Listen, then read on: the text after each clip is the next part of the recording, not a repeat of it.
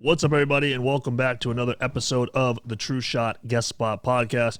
My guest today, as you can see by the title of this podcast or video if you're watching on YouTube, is Bradley Zorgdrager. I probably pronounced that incorrectly, and I've heard it 15 times, and maybe on the 16th time I'll figure out what it is, but for right now I still have no idea.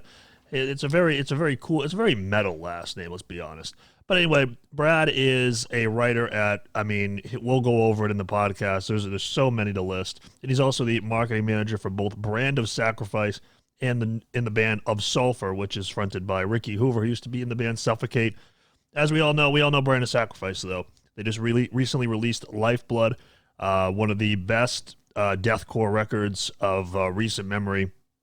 And Brad was very instrumental in the rollout of that project, which probably brought, a lot of his marketing techniques probably brought that project to your ears for the first time. So I wanted to kind of get inside the mind of the genius here. Anyways, let's get into the show. This is Brad Zorgdrager.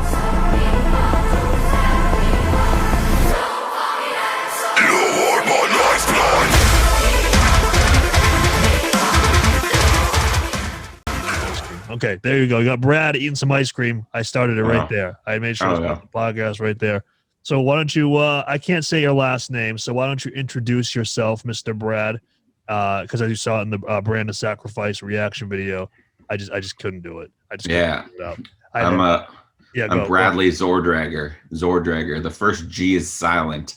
It's not Zorgdrager because that would be laborious on the tongue. So where does that last name come from? What is the origin of that last name? It's Dutch. It's Dutch. Yeah. And it's also a perfect last name for somebody involved in metal, doing metal. I mean, that is just like, that could be a band name. Yeah. I mean, I always, it actually in English means, there's, a multitude of translations because like there's not often perfect translations, but one of the translations is sorrow carrier.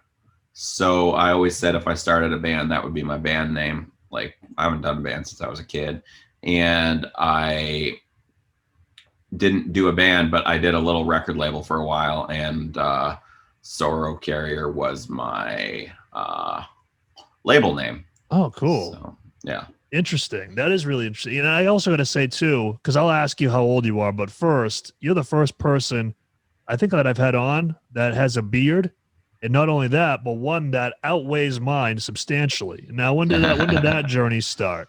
Oh God, I don't know, dude. Many years ago. I don't know. It's like I feel like it doesn't grow much more than this. Like it's about as long as it goes, because it's been like I don't know, like 8 years. So in theory, it should be down to fucking my fucking balls, but it's not. Yeah, it just doesn't grow anymore. So. I mean, maybe if I trimmed around the edges more, but I don't really care that much. So yeah. So did you start growing yours out for the same reason I started growing mine out, which is I just look very young without one. I was like, I just can't be 16 forever. I got to look a little bit older. Well, I mean, fuck, I was very young back then. So it's like, yeah, like maybe I looked even more young. I don't know. I just, I don't know. I started growing it and I liked it. So maybe I don't even remember, dude, it might have had something to do with the age, and then I just thought it was cool, so I just kind of kept going. I mean, you can't have a baby face, managing, doing marketing managing for bands like of Sulfur and Brand of Sacrifice. I mean, you just can't. I mean, you gotta look the part. Yeah, I mean, I used to look tougher when I tour managed pop punk bands, because I would shave my head, so I had so I looked like I got fresh out of prison or some shit, You should have got some henna tattoos on your head too when you did that or something. Yeah. Really? Yeah. You went all in.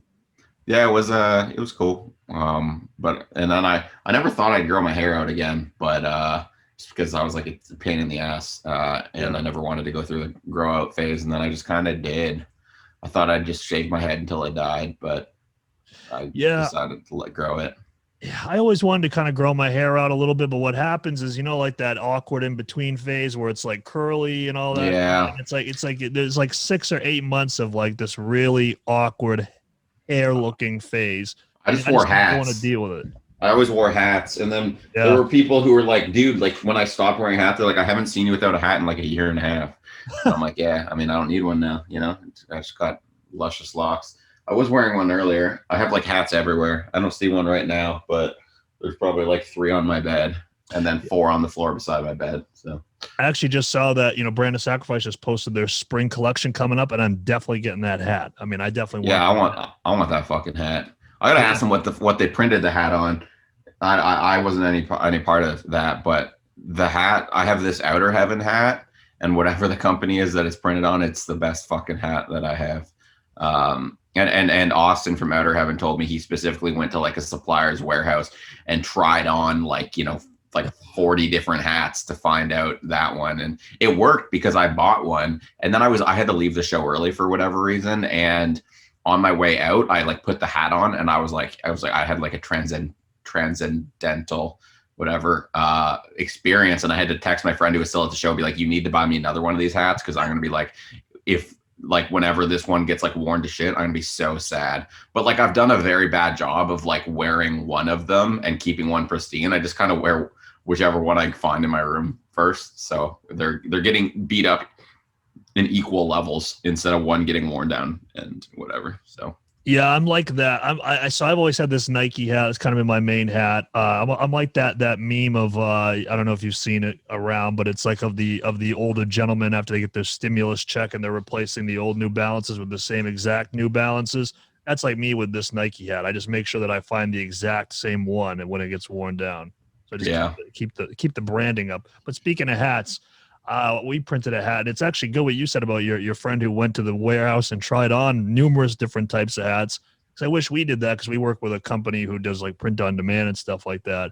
And the hat's absolutely atrocious. I'm just going to throw that out for anybody listening. Thank you to anybody who's bought one, but I have one and it's absolutely atrocious. I just can't wear that goddamn thing on my head. damn, that sucks. Yeah, it's not good. We need somebody like Brad over here calling the shots. And listen, man, I'm a big fan of, because for me, I kind of do a lot of the marketing stuff for TrueShot, the managing stuff, which I don't know what that is, because this is my first band ever, so I'm kind of learning as I go. But I'm a big fan of your work, and you managed to have this really awesome intersection with Brand of Sacrifice, where it was like, it was almost like the hype beast version of deathcore, and of course the music also helps that. But I'm sure that some of your techniques and your intelligence and your marketing savvy helped with that. Yeah, thank you. I'd like to think so. I mean, I don't think they'd still employ me if I did. And they'd be like, "Fuck you, we don't need your shit." So yeah, I'd like to think that I played a part in that for sure. Yeah, no, I would agree, and it's interesting because what I wanted to ask you, because I think what happens with a lot of bands, and we were kind of talking about this on Facebook messaging, is that a lot of bands, listen, I know that there's a time and a place for Facebook ads, YouTube ads, that's all good stuff, but that's not the end all be all. No. Yeah. I don't know. I think that, I mean, I've spoken with a band before, and they were pretty bummed that their ads weren't doing that well. And I'm like, well, if people aren't clicking on your stuff in the first place, like just throwing money behind it isn't going to work. Like if you, like, for ease of math, let's say you have 1,000 likes on Facebook and you're getting 2 likes on your post. If you boost that to get in front of 10 times that, and you get in front of 10,000 people, you're not going to get 20 likes, because those original 2 likes were part of the 1,000 people who were predisposed to like your content because they liked your page. Right. So I think that you should start with like a really good idea, and then from that idea, then you can worry about, throwing money behind it and boosting it and stuff. Like it's easier to throw gasoline on a fire than start a fire from nothing.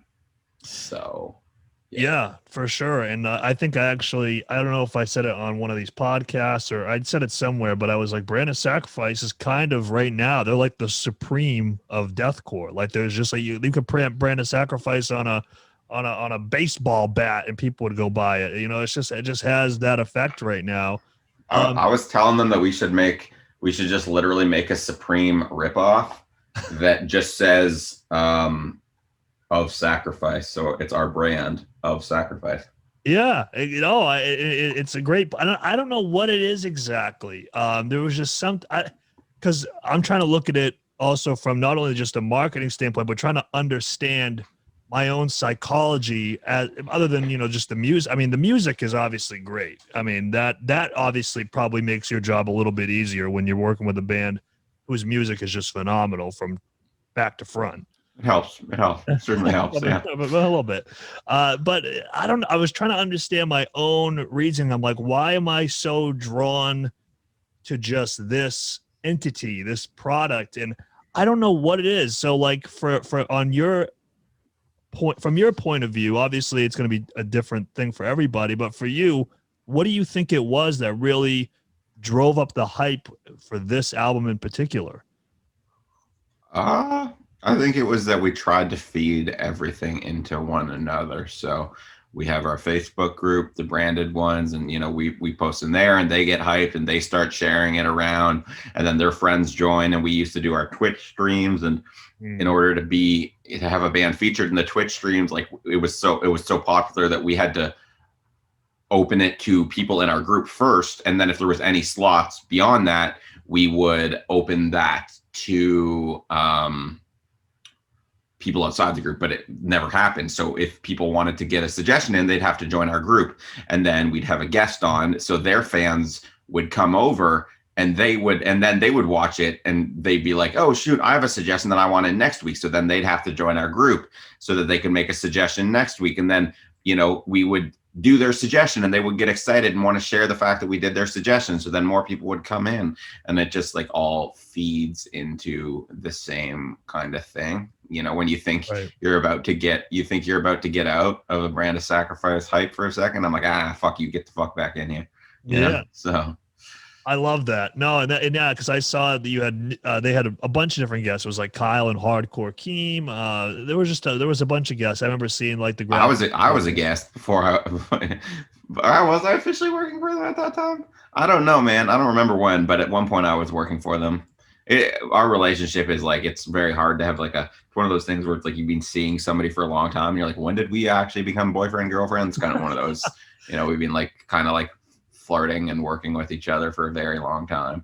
And then, I mean, like, I guess if you want to put an official date on it, it would be the date that I accepted my email at brandofsacrifice.com. But I even before that, it's not really something you can just, it's hard to put a start date on it, and hopefully there isn't going to be an end date. Well, and you would be a good person to have on that type of stream anyway, because of your background. Because I know that you write for, man, I know that there's just so many different websites that you write for. I got the complete list right here. Let me know if I missed any. Hold on a second. Let me pull these up. What do we got here? We got Exclaim. We got Hard Noise. We have Bandcamp, Decibel, Kerrang. I mean, did I miss any there, Brad? Sorry. Bandcamp, Hard Noise, Decibel, Kerrang, Exclaim. Yep, got all those. I've done Metal Injection. Okay. I've done Noisy. I think that's it. I mean, it's probably not, but I mean, I did something for the Torontoist when it was a site back, but that's the Toronto specific one. Yeah. I don't know. That's it, maybe. And then Banger TV, obviously. Right. Okay. Yeah. Because that's right. You're from Toronto. You're from Toronto, right? Or I know you're in Canada, but Toronto. I remember that when you said sorry. I just really I say some words fucking weird. Apparently, I used to get you're from New York. You can be the authority on this. Do I say bagel weird? Well, I'm not from New York, but I'm from New England. I'm from New Hampshire. I'm from like 3 hours away from. Well, you guys are filming a video in New York, so that's why I had this in my head. Yeah. All right, there we go. Yeah, no, so no, but say that one more time, please. Bagel. Yeah, that is that you got to change that. I mean, that is just not remotely. See, I don't understand how, because people will tell me like how I'm saying it wrong and be like, say it more like this, and I can't do it. I don't know. I'm like, I don't know, man. My mouth is broken. Whatever. I'm gonna pull up the pronunciation for you on Google so we get the official one. Ready? You ready for this? Yeah. Bagel. Bagel. Bagel. Bagel. I don't know, man. Whatever. Bagel. No, but bagel. There you go. Now, you could just walk around. You just go up to like Tim Hortons. Is that the one in Canada? Is that the? Yeah, dude, I worked there for 7 years. Did you really? Yeah, That's funny. That's a weird segue because we have some interesting parallels. You worked at Tim Hortons. I was a Dunkin' Donuts person for many years, and then also I went to school for journalism. And correct me if I'm wrong, but are you in school still, or did you? What's the timeline there? Nah, I went to school. Well, I went to school for business when I was 19 for 4 days, and I dropped out because after that, half my money was gone. So I was like, I fucking hate this. Worst comes to worst, I'll reapply next year if I decide that's what I want to do. And then I ended up going to school for journalism. I had a lady who lives across the street. We shared a dog with her. She had a dog that she would that her friend had, but they would both go on traveling a lot, so they would kind of just like have the dog like back and forth, both had two moms. And then when that woman no longer, like, I think she was traveling too much or something, or she couldn't have the dog anymore, or maybe she just didn't want the dog anymore, which makes her sound awful. And she's probably an okay person. I never met her. But so my neighbor had the dog, and then she needed somebody to take care of it, the dog, while she was traveling. So we would do that. And then eventually she was like, you want to just like have the dog like every other week? So we shared a dog with her, and she was a career counselor, and it kept saying like, you should do journalism. And I was like, I don't know I fucking hated English class in high school. But then I did a writer's craft class in like grade 11 or 12. And like, I think I must've missed like the few classes where they taught us proper grammar when I was in grade 3 or whatever, because I didn't know how to use a comma for fucking anything other than a list. That was all I understood. Lists. Man, okay. And the writer's craft class kind of like re-hammered some of those concepts into your head, and I was like, oh, I can kind of do this grammar thing. It also helped that they let me write about whatever I want. So I basically, being a metalhead, I basically wrote about killing people for all my assignments. Wow. I'm surprised I didn't get sent to the counselor and get expelled or something, but bless my teacher for realizing that I was fairly benign. And so I was like, you know what, I'm gonna go to school for journalism. So I did. I just said journalism really weird. Speaking of saying words weird, I went to journalism school for 3 or 2 years, and then I went to media studies school with my transfer credit for 3 more years. So 5 years in total, and I have a diploma or a degree and 2 diplomas. And then I was in school last semester for like advertising copywriting, and then I dropped out. I thought I wanted out of music, and now I'm fucking. They pulled you back in. Yeah, because I watched a little bit of the video that you did with A&P Reacts, going over your top 5 albums of 2020. Yeah. I didn't know a single one of those bands, by the way. I didn't that sounds about right. I like pick some weirdo shit usually. It's just like, I don't know, man. Like, I'm not gonna. People were commenting this and being like, oh yeah, usually not. It's like, I'm sorry, I'm not going to tell you that the fucking Trivium album is my favorite album of the year, even if it was, because what the fuck does Trivium get out of that? And I'm doing this because I want to support music and push bands and whatever. So it's like, even if Trivium was my favorite, I might say, no hate on Trivium, like awesome band and very forward thinking in terms of, taking out younger bands and, being on Twitch and live streaming. They bought like a fucking airport hangar or whatever. So no hate on Trivium. I'm just using them as like an example of a band who doesn't need a fucking media push from me. So people were commenting that like, oh, this guy's trying so hard to fucking do. It's like, no, dude, I can fucking name your, like whatever came out last year that was like a big one. Like I can't think of it now. I watched your review to Architects. I watched your review for the new Architects record. Yeah. You were a fan of that. It sounded like. Yeah, I like plenty of that stuff, but it's like, it's not my favorite a lot of the time because it's not necessarily the most like boundary breaking stuff. And it's like I said, they don't need me. Like they don't need me to say this is my favorite album of the year. Right. So I don't know, man. Like, I'm not going to say something's my favorite if I don't like it. But like, if it comes down to 2 albums and I love both of them, and one of them is a smaller band and one of them is a band who doesn't need it, like, of course I'm going to shine a light on the smaller one. Yeah. And I think that's really important because I think especially, for your line of work, writing for so many different outlets, it's easy to just put up an article about Corey Taylor fucking ran a red light or, just did whatever kind of bullshit and it'll get a bunch of views. But I think that's the point, I think, of music journalism and all that, is to kind of shine light on these younger acts, these up and coming acts. And because I mean, when we got our first article on Metal Injection for our last song, I was like, holy shit, that's like a big deal, So it's really cool when a band gets that, and it gives them sort of a sense of accomplishment in some way. I think it's fun. Corey Taylor's wife has in her bio, or used to at least have in her bio, the one who has to hear what Corey Taylor thinks more than anybody, which is funny. Yeah, she's lovely. Both Corey's lovely as well. But yeah, they and I think the thing with publications is they kind of make their bed and they lie in it when they do that kind of stuff. Yeah. Because people start to expect that kind of content from you, Yep. which I think is something that, Noisy and Vice always did, is like they had a pretty always did well, it made it sound like they're not a thing, but, Noisy's not really a thing anymore. I think any music coverage on Vice is just under the Vice banner, if they do any. I don't even know. I wrote one article for Noisy, but it was...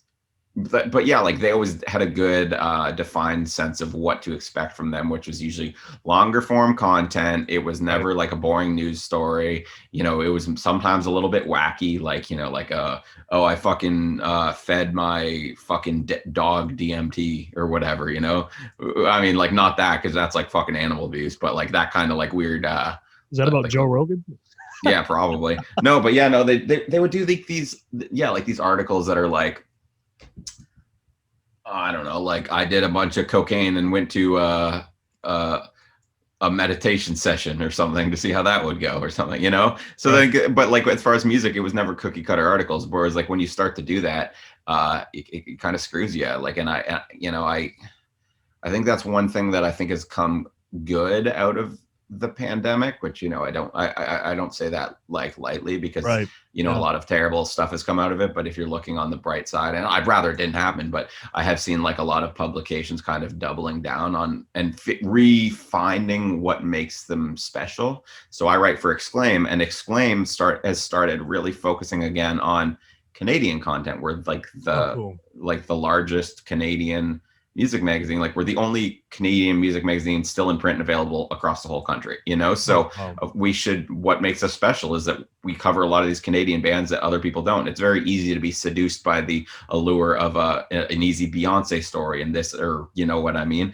and there's still value in that, but when you focus too much on that, you start to become just a part of a hodgepodge of coverage for that kind of thing, and then like you're not special. And with AltPress, who I've been writing for, not for that long, a few months, but they, when they started talking to me to write for them, they wanted me to write a lot of metal stuff.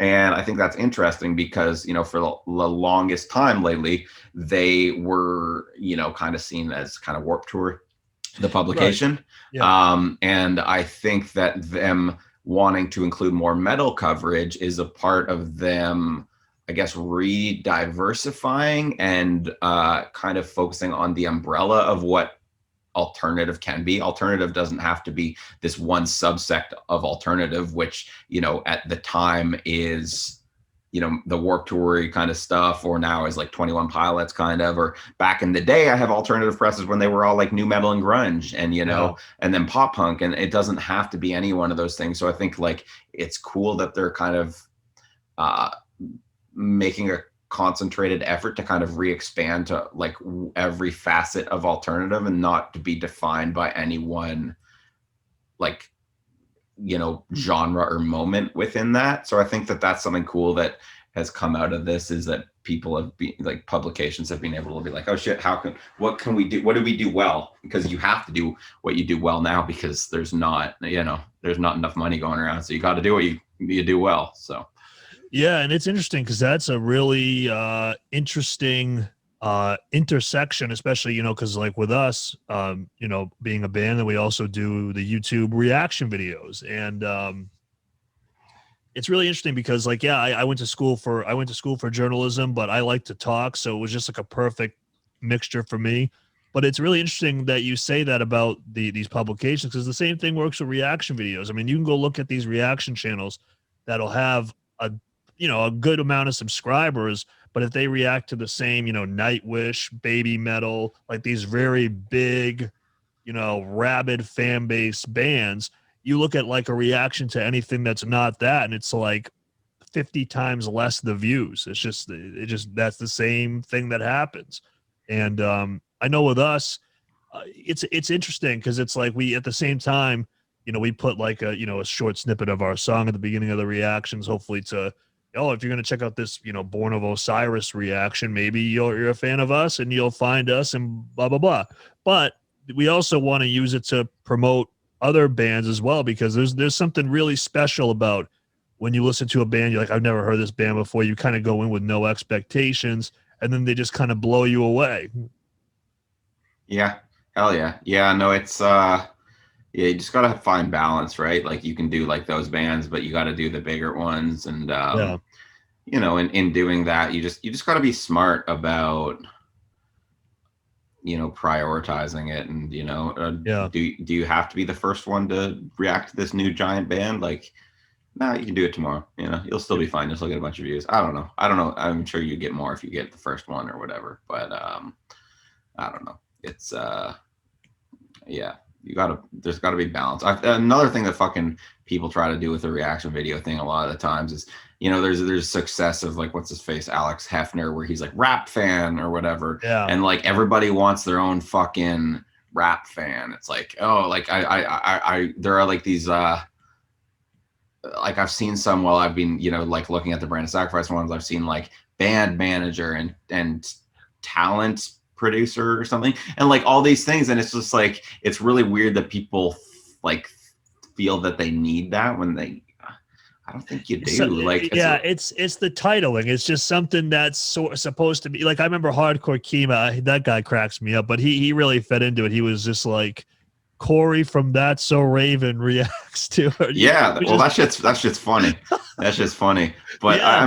I think like the thing is with Alex Hefner saying like rap fan, like that contextualizes his reaction videos of this is maybe why he might hear this differently, and that actually adds something. Whereas some of these things, it's like if you're saying like, oh, I'm like circus clown reacts to this, but then you don't do anything like circus clown related in it or talk about anything. It's like, huh? Like you don't need that title, man. It's just, I don't know. It's weird. It's something I've noticed that I don't really fully understand. If it doesn't add any context to it, it's just like a weird flex, I guess. That's going to be the next title to our next video. I'm just going to put circus clowns react. I'm going to see how it does. I'm going to try that. I'm going to try that. Yeah. It's interesting because I'm telling you, man, and you see it all the time. There's something about people when they look for reaction videos, like they'll look up a metal band, and if they see, and I hate to say it, but it's true, if they see, a non-white person reacting to metal, they're like, oh my God, this is like, this is an experience that I didn't know existed. I must watch this. And that's what happens. And I don't know why, but it's very bizarre. Like, that's why, you see some of the comments on these reaction channels that will have a female in them as well. And people just go absolutely crazy over that. And not for the opinions or anything like that, but just because there's a girl in them. That's why I guess people have to, that's why people title it, right? Like, yeah. I mean, for us, I think when we titled it Metalcore Band Reacts, partially it was because you would be surprised at the amount of people who didn't know that we were a band when I thought it was blatantly obvious, but I guess not. So we started doing that. And then also, I guess we kind of go into it because Adam is more of like the technical guitar guy, and he can really provide a lot of the, the tremolo picking on the set, he can provide, that kind of stuff. So it's interesting, I guess, in that way. I don't know. But it's what's really cool about it is that it's really opened up a lot of doors for, meeting people like you, or like, talking to the guys from Brand of Sacrifice, or all these different bands that, like, we were just a regular old band from New Hampshire. And now we've been able to really talk to these other bands and talk with really intelligent, smart people in this industry, such as yourself. Debatable. Well, thank you though. I mean, not debatable that we've spoken, but that's on camera right now. There's no denying that. but debatable on the intelligence. Thanks you though. Yeah, man. No, I mean, it's funny. I didn't even think about the fact that you guys have a metalcore band, but again, I think that gives context. If you're reacting to metalcore, it gives perhaps the context that you might be predisposed to that style because you play that style. It also gives context that maybe you're picky with that style because you're playing that style, so you know what you like in that style. If you review a deathcore or if you react to a deathcore band, you know, there's a chance that you guys might be like, this is a bit too like heavy for me. Like it does contextualize it in a way that sometimes those like made up titles, I'm just like that. Nobody needing to know that shit, you know? Yeah. Like a grocery store clerk reacts, or yeah, exactly. Like, all right, like sure. I mean, like unless you have insight on the bands, like what they buy when they go buy fucking groceries, you know, like whatever. This band buys ramen noodles, support them. Yeah, no, exactly. It is funny, but no, man, it's great. I remember when I did the Brand of Sacrifice album reaction. It was so cool for you guys to come into the chat and hang out, and that was crazy. I mean, that was so cool. I mean, that's the kind of stuff that I love. That was a live one, like on Twitch or whatever? Yeah. Hell yeah. Yeah, that was cool, man. We did that was fun. Like I don't remember why, like we were on Twitch all day that day, like kind of like I think the guys had like a couple interviews, and then we were just like kind of bouncing around and like, you know, we'd like, oh, like let's raid this person or whatever. Yeah, we were just kind of bouncing around Twitch all day. It was kind of fun, you know. Yeah, and I thought Leo's comment of the gatekeeper was very funny. I like that. I would like to I'd like to talk to him about that. What did he say? I don't remember what he said. No, he was just saying he was like the gatekeeper. He was being funny. I knew that he was being serious, but I thought it was really funny because it's interesting. I don't know. It's interesting kind of being labeled as like it's weird, like being like in a band, but also being like a taste maker. Cause I don't really consider myself a taste maker. I'm like, I just want to listen to these bands cause I love this type of music. And I mean, listen, I'll just call a spade right now. You know, we're a band. If I get the chance to talk to, you know, like I have like Polaris or something like that. I mean, who knows what that sets up for the future? I mean, that's what it's all about. Yeah. Yeah. And I mean, I know that if I can believe it or not, we've played with Brand of Sacrifice. Hell yeah. I don't know how that happened, but it did happen. And let me tell you, we were definitely the pop band on that bill. What was that tour? That was with Rings of Saturn, Enterprise, Earth. Oh, yeah. And man, there was one other band, but I believe Brand of Sacrifice was the first band on the main bill. Yeah. That was Angel Maker was on that Angel too. Maker, yeah. Yes. Yep, that's exactly right. Yeah, no, it's just so funny thinking back to that show because we were definitely not, especially that music we were playing back then was not working out for that bill because Brand of Sacrifice, I believe their last album, God Hand, was like a lot. It was still deathcore, but it was different from Lifeblood because it was slammier, you know. Yeah, and it's like you said, like with Lifeblood, it's like the heaviest. Because I see the tweets all the time. They're like, I used to not like deathcore, but now Brand of Sacrifice got me into deathcore, and I think that mission has been accomplished. Yeah, those are my favorite comments. I mean, I love the comments from people who love deathcore, who love the band, but I like when people are like, you know, my friend Dean, he writes for Decibel with me, and he writes for, you know, Metal Hammer and a bunch of other places. And he told me that he used to be like the guy at, I think, Terrorizer magazine. He was like the fucking destroyer of deathcore. Like 1 out of 10, this is the worst shit. Like, what the fuck? And he was very like, and he would tell me, you know, he's from the UK, man. He'd just fucking, you know, he'd be bluntly honest if he didn't like it. So the fact that he was like, those comments I think are really cool. Not to diminish the fact that, you know, deathcore fans love it because that's awesome, and that's, you know, we wouldn't be where we are without those people. But, you know, the metalcore kid being like, I don't like music with gutturals, but I like this, or like somebody being like, I don't like deathcore at all, but like you guys are, you know, like the people's, like some of those people say, like, you know, like you can tell like that we are writing songs, you know, it's not like riff salad like some deathcore. And I think that's I think that's an unfair thing to say about a lot of deathcore bands. I feel like a lot of the things levied at deathcore are like endemic of the problem of what deathcore became from, like, you know, young kids who didn't really know how to play, and like they were like, well, I can go dun dun dun dun dun, but like there are a lot of talented bands in it who do like write songs and whatnot. And I just think So I just don't think that's really fair. To fully say that, but I understand why people fall into that. So I'm basically saying that because I don't want, other bands who play deathcore to think that I'm like being like, oh, you don't write songs. It's like, no, like there are plenty of talented bands of deathcore, but I just, yeah, I don't know, man. It's those comments are really cool. Yeah, we want to be the heaviest band that people who like metalcore listen to. We want to be that band. Like Suicide Silence was back in the day, kind of thing. Yeah, and that's actually a great kind of comparison because the thing is that like I don't know what it is with deathcore because I'll definitely delve into those areas. I'm just kind of like I'm really pretty much the way that I approach music is that if I like it, I like it. I don't really care, how it's categorized or whatnot.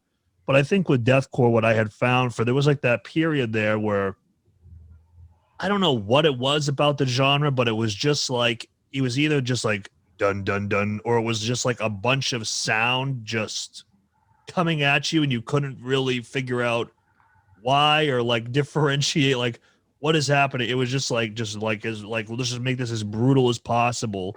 That's how I felt anyway. Maybe I'm wrong, but no, there's definitely yeah, and I mean like I think like the other thing that's hard with deathcore is that it was a thing for a while back in like 2007, 2008, 2009, and then it kind of fell off for many years. And like I was talking to Andy from Die Artist Murder the other day, like they were like the only new band keeping it alive. And then like other than that, there was a lot of like the down tempo stuff that was super popular, which isn't my vibe at all. Like I don't. Yeah. And I think that became what people associated the genre with, is just like that hyper simplified, slow, chuggy Slam stuff. Worldwide. Just say it. Yeah. So I mean, the ironic part is back then Slam Worldwide was probably actually posting Slam, but now it's what Slam Worldwide posts now. And yeah, I mean, I don't know. I have theories about this. I think those fans maybe kept the Acacia Strain pumping until now, when finally kids who grew up on hardcore music have kind of like admitted that they grew up on the Acacia Strain, where they were too cool when they found Terror or whatever. They were too cool for a while for the Acacia Strain. So I think now that band has like a really good, I think, second life, and I think they've earned it by consistency, but not even just consistency. Like I'd say they're better than they've ever been, but I think that kind of down tempo thing kind of kept, like a lot of those bands drew influence from the Acacia Strain, so kind of kept them going until now they have like a second life where like they're appreciated by people who like a lot of different genres of extreme music. Yeah, because I mean I know for us, we got a lot of requests for a lot of like these heavier style bands to check them out. And I know that like, the band Distant just came out with an EP, I believe. So by the way, if you're a fan of that style or the band, make sure you go stream that. They're just one of those bands that I just can't get into. And I think maybe, I don't know if it's the songs that I checked out, but a lot of it is just, it's very slow for me. And I kind of come from like I guess like a thrashier kind of background. It's funny you mentioned Trivium, because Trivium was one of those bands, or like Lamb of God, or I went on to As I Lay Dying, just like I just like the up tempo, kind of faster, thrashier stuff. So when I hear those types of songs or bands that are like super down tempo and just super slow, I'm like, oh my God, I can like feel, I can feel the blood pumping through me because it's just so slow. And I just can't get into it. Yeah. I mean, I appreciate with that Distant band. Well, one, they're Dutch like I am, but two, I appreciate that they're like building like a world with like their whole like, it's all like concepts and they all like tie in together. Oh, yeah. It's called like Tyrannatoria or some shit. Like that's their like world. So I appreciate that. Musically, not totally my thing. But I can appreciate that, and I can imagine if I eventually sat down and listened to it a bit more, I might be able to kind of delve into it through the world building that they've done and appreciate the songs for helping build the world. I just haven't had the time to do that yet. But I know the Sulfur guys really like that band a lot, and they talk to them. They started talking to them online just because they like their band. So Oh, cool. They must be nice guys, and more power to them. But yeah, it's the low and slow kind of thing is not really my my cup of tea. Yeah, but I do appreciate the multiple world, like the building a world through like multiple releases that all tie in together. That's cool as hell. That is really cool. I did not know that. That is super cool, actually. So for you doing, listening, obviously managing 2 bands and then also writing about a bunch of different bands, how do you find yourself, and this is kind of a question because we're about 500 reaction videos deep now. Like, how do you find yourself to still remain like pumped or excited about like finding new bands, or like have you ever gotten to a point where you've kind of been like kind of jaded where you're just like, all this stuff sucks, or what's that like? Yeah, I mean that's why I went to school, right? I thought I wanted what the hell? I thought I wanted out of music. And I thought I was really burnt out earlier on, like in like quarantine or whatever you want to call it, where I said that where I didn't listen to music for like a whole month, like at all, anything. And that's Wow. scary when that's, you're all you've done for fun and all you do for money and all you do for, basically, everything. So that was scary. But generally what happens when I get burnt out is I'll just find a band, and then that band becomes a very special band for me because they kind of got me out of that. It happened with this band Vatican back in the day, a few years I've ago. heard of them. Yep. Yeah, where I was like pretty burnt out on everything, and then I like heard them, and I was like, yo, like this is everything that I want in music right now. And so like they became a special band for me, and I worked with them through my label, and that was really, really cool. But yeah, I mean, I don't know, man. Sometimes it's just nothing speaking with you, and you're speaking to you, and then you got to change styles or whatever. It's kind of, and I think speaking about music is kind of a fucking stupid thing because a lot of the time, like you can't really put into words why something speaks to you over something else. Like it's not objectively any better, but it just is. So I think that, in some ways what I do for a job is a fucking farce, but I'm still doing it kind of. I'm more pivoting to the marketing thing. I'm kind of overwriting all the time. I'll do it here and there for fun probably, but I don't really have any dreams of being a full-time journalist. Yeah, no, listen, I used to write about the NFL, which is, I mean, it also just kind of, it's a little bit more quantifiable, I guess, but it's still kind of like one of those things where it's like, I think this team will do this year, and everybody's like, you idiot. It's like with music too. It's like there's so many reaction videos we've done where I'm just like, yeah, I don't know. I like it. I can't really like put into words why. There's just something about it that I just really like it. And then it's like, but you can't say that for a review, or in your case, write it. I mean, you can't just write, I just like it. I mean, yeah, you just can't do that. It's good. Fuck you. Listen to it, and that's, I don't know, man. I'm sick of having to justify why something's good or why it's bad. It's like, I just want to listen to music and enjoy it and whatever. So, I don't know, man. How many times can I come up with a new way to say something's really heavy?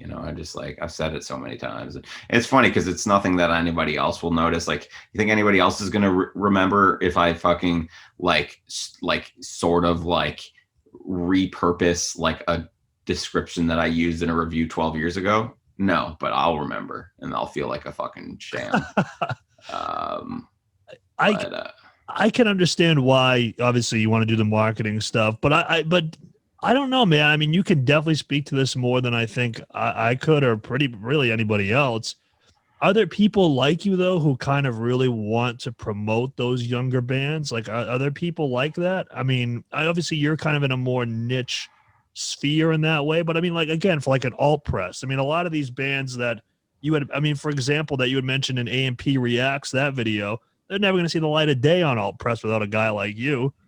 Yeah, yeah, and hopefully there is another guy like me, and I think there will be, and there probably are. But I gotta fucking eventually I gotta look out for my own sanity. Listen, So you have a responsibility, Bradley. Okay, you're not nah, quitting.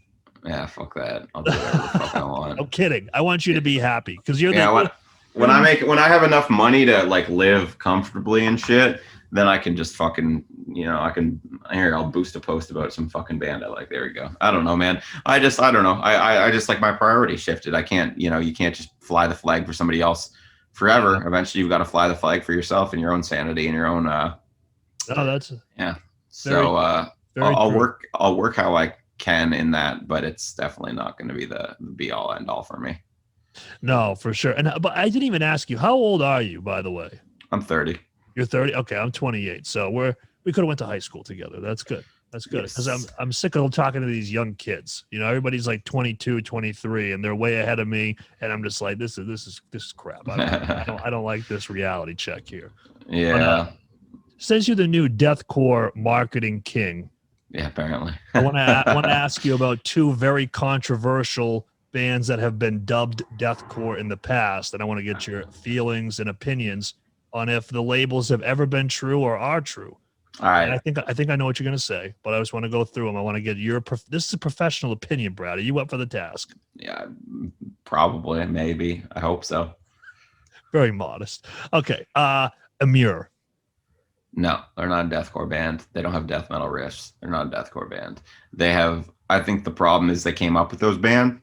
It's not a problem, but sorry, it's not a problem, but like it's just the reality Identity is crisis. Yeah. they came up around those bands and they had a similar um, desire to be super down-tuned and heavy, and people took that as being deathcore, but there's no death metal in it. So it's like, I don't know what you would call them, like super down-tuned new metal core before that was a thing. I don't know, man, but like, there's no deathcore in it, and I don't think that they would, like, there's no death metal in it, so how could it be deathcore? And I don't think that they would deny that. It's just like a lot of the deathcore bands had those super down-tuned, like super brutal breakdowns, and Amir had those too, but in the absence of death metal parts, no, they're not a deathcore band.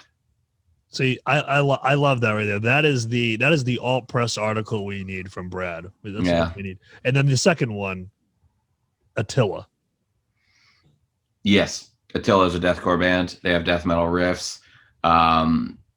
They have different stuff, and they're a bit riff salady, and sometimes there'll be a southern riff, and then sometimes there's this and the rappy parts. But like at their base, there are death metal riffs, there are blast beats, there are even gutturals and stuff. And I think yes, they're a deathcore band at their base, but they're a different style of deathcore band where they incorporate other influences that not a lot of deathcore bands do.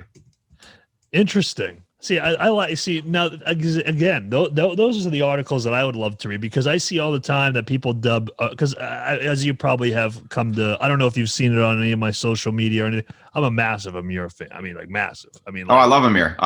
They're just not a deathcore band. Yeah, no, it doesn't mean they're bad. They're not a deathcore band. No, that's not what I'm saying at all. Because I just never understood the deathcore label, because I think of a band like, Brand of Sacrifice, for example, and I'm like, that's deathcore to me. But yeah, Amir's, they're closer to a heavier Limp Bizkit than a deathcore band. Yeah. People mistook the heavier part and didn't think about what the other, the key ingredients were alongside that heaviness. So, yeah. And I also brought that up too, because there's kind of like a running meme with me and like this podcast and our reaction videos that I always find a way to bring up Amir at least once, no matter what the conversation is. It always manages somehow to sneak its way in. Hell yeah. You could have also brought up the fact we got Frankie on a song. There you go.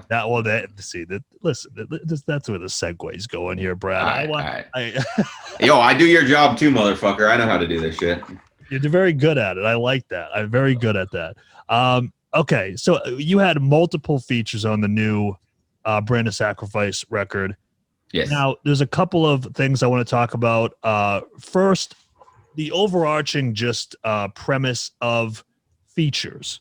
Now, I think with metal, a lot of bands have never really gotten into the idea of collaboration. Why do you think that is? Up until kind of recently. Because they're stupid. I don't know, man. Like, why would you not want to work with your friends? I think, I don't know, maybe it's a competitive kind of thing. They're like competing with each other. Maybe, you're in a band and you're already dealing with fucking like 4 different people and 4 different, egos. Not to say that everybody has an ego, but everybody has an ego, even if they don't have like an over exaggerated ego. I have an ego, you have an ego. It's just not necessarily an off-putting ego, but it's your personal I don't know what the definition of an ego is, but it's like your personal belief in yourself and what you deserve, or I don't fucking know.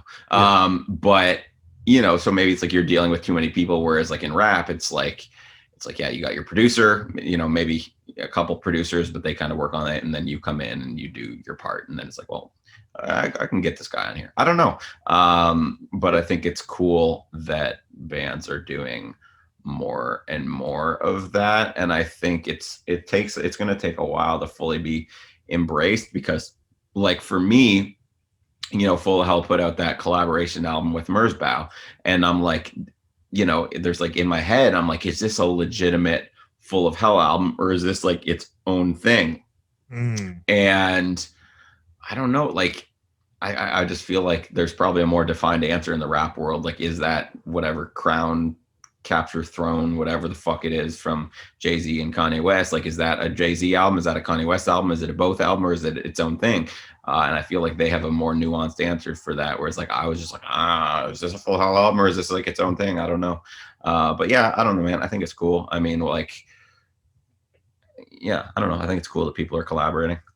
Yeah, and I just think of a marketability standpoint, especially if you have like a diverse, which Brand of Sacrifice had, if you have like a diverse kind of grouping of these bands or these people who are part of these bands, that just really opens you up even more. So, I mean, that really ties into who was featured on this album.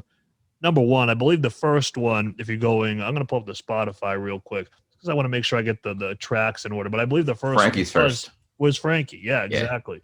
That's actually the only one I had anything to do with. Everybody else was like locked in without me. Interesting. Okay, so explain how you tie into the Frankie feature. So Frankie is in a mirror, obviously, on Sharptone. Sean from Sharptone used to be their manager, but then he became their label, so he was no longer their manager.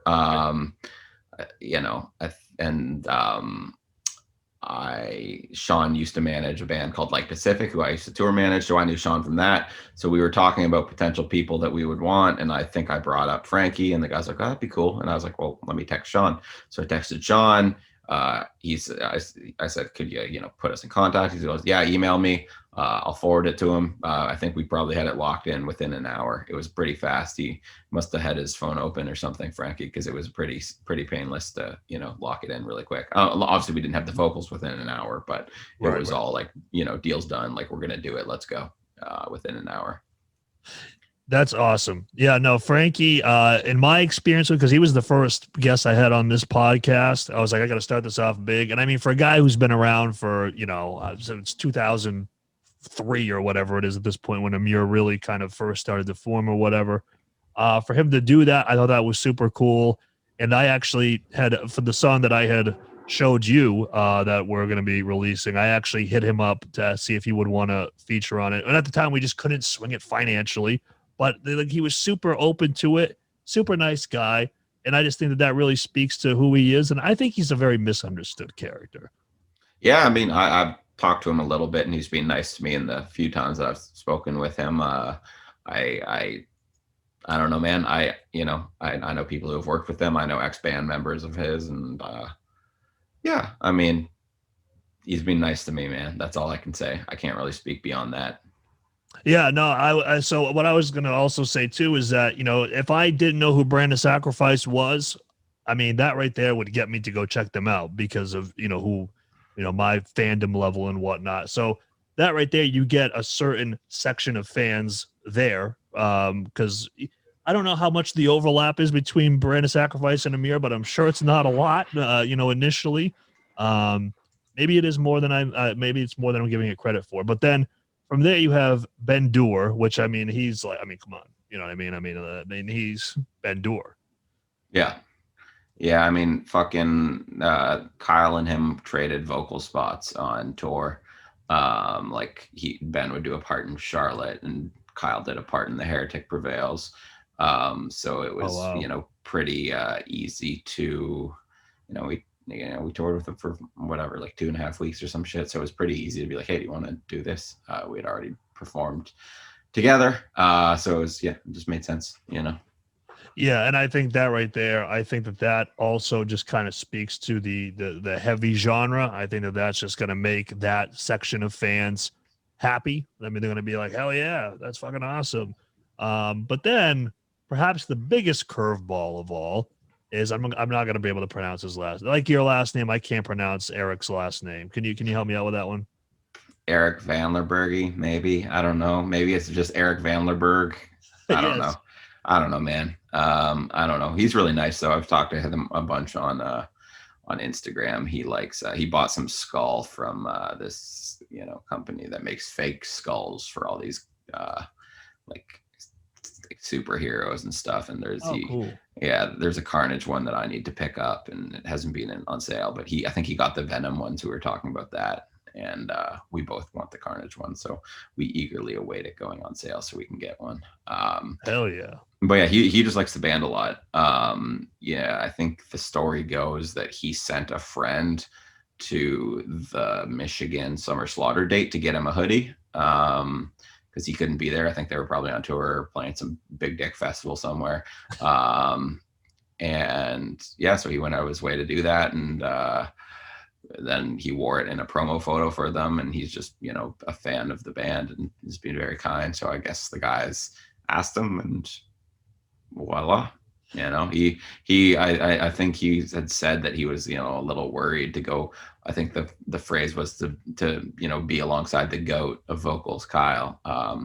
But he kind of, I think he camouflages into the song pretty well. Like if you're not aware that it's there, like you could think that it's just Kyle doing a slightly more mid-tone, because he kind of like brought his register down from like a mid range to like a lower mid range. So I think he did a good job of if Eric was in a deathcore band, like this would be where he sat. I think he did a pretty good job of that, fitting, being a more brutal version of himself. Yeah, and just for just myself, just kind of like just being aware of stuff going on. I know that Eric, like, he'll bust out some of like those deathcore gutturals when he's doing like I Prevail shows and certain parts like that. I know he's a fan of kind of the more extreme side of metal as well. So that must have been just fun for him as well. And yeah, and I mean, listen, I mean, it'd be so cool for he's promoting it and all the I Prevail fans. I mean, that right there. Have you seen, just from monitoring everything going on, have you seen people who have found Brand of Sacrifice specifically from? I don't know. No, I don't think I have. I'm sure I'm sure it's happened, Yeah. But I can't think of, specifically seeing that and being like, I did see that it was on their, the I Prevail Reddit. I saw that it was there because I was searching Brand of Sacrifice that's cool. on Reddit, and I saw that it was posted on there. And I just went on there. I just like looked it up right now to see if it was still there, and it's still there, which is cool. I don't know. Let me see. There's like 1,000 people on here, so it's probably going to be there for a while. Kind of chilling, which is cool. But yeah, I mean, I don't know. There's no comments on it. It just has a bunch of thumbs up or whatever on Reddit, the up arrow. So I don't know. I wish there was comments because I could tell you people, like what people thought about it. But I hope have been some I Prevail fans who I'm sure that, I mean, just statistically speak, I'm sure there's gotta be. And I think that from what I had seen, like people were like, when the album was announced and the Eric feature was there, people were like, what, Eric, that's sick, what, that's gonna be so cool, so I think people were really hyped about that. I mean, it's the most popular song on the album, at least on Spotify, that wasn't a single. So that says something. It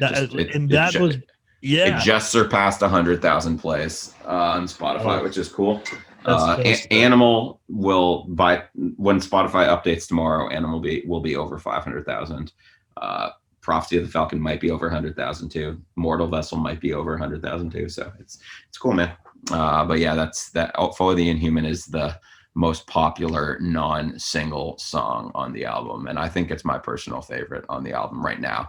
I mean, I've gone through a range of favorites on the album. It was Animal at first when it was called Shark Tank. It was called Shark Tank. That was a working title for it. And awesome. Leo sent us like a minute and 20 seconds of it, and I was like, "This is the best song you've ever written," like 100%. And I still believe that in some ways. I just prefer For the Inhuman right now. But and then I like Lifeblood a lot. You know, seeing it come to, I kind of like that one. That one I really experienced come together like demo by demo. Like it was like nothing, and then it became something. And I was like, oh, I guess we're gonna have a self-titled track here. Which is, it's funny, or like not a self-titled but an album track, and I have a weird relationship with those. Sometimes I don't like them. I think historically I haven't like always been fond of them, but now there's some other band that I'm working with who I can't talk about, but you know, they it's a while down the line before anything comes out about that, but they have a album title, like a title track, and it's one of my favorite ones there too. So maybe I'm coming around on the title tracks. But yeah, I remember that I was just like, oh, okay, cool, we have a title track, sure. And then eventually it became like one of my favorite ones. And then the intro, I remember when they that's a nasty intro. yeah, dude, it's pretty fucked. Yeah, when they sent it to me, I was like, Jesus fucking Christ. That's Leo's fiance who says the quote at the start too. Oh, that's cool. The story goes that he woke her up from a nap and just shoved a mic in her face and told her to say it, and she did. And she doesn't like it because she thinks that she sounds like Lois from Family Guy because she's from Connecticut. Or something like that. Is that where Lois is from? I don't fucking know. She doesn't like it. She said she sounds like Lois from Family Guy, which I disagree. I don't really hear much of an accent at all on it. So I think she did great. So she was my co-host during the live stream that we did, like the album, like the day before. I was live streaming on my Instagram, just pointing my camera at the computer screen and telling people to go watch the Brand of Sacrifice stream, and she co-hosted and we just talked the whole time. It was fun. That's awesome. No, that's a great intro, because a lot of times, as I'm sure that you're aware too, a lot of times intros are kind of like, okay, yeah, okay, awesome. Next, you know, it's like it's kind of just like there for a lot of things. But I don't know, man. Just sonically speaking, everything is just so sick, and so. I mean, it's the 8th most popular song on the album. So there is. On Spotify. So there is another song proper that is less popular than the 2 interludes.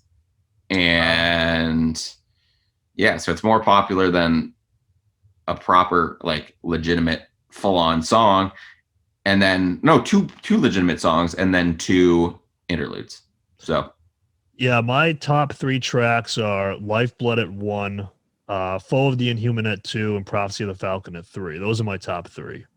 Nice. Yeah, I mean, mine's probably Foe,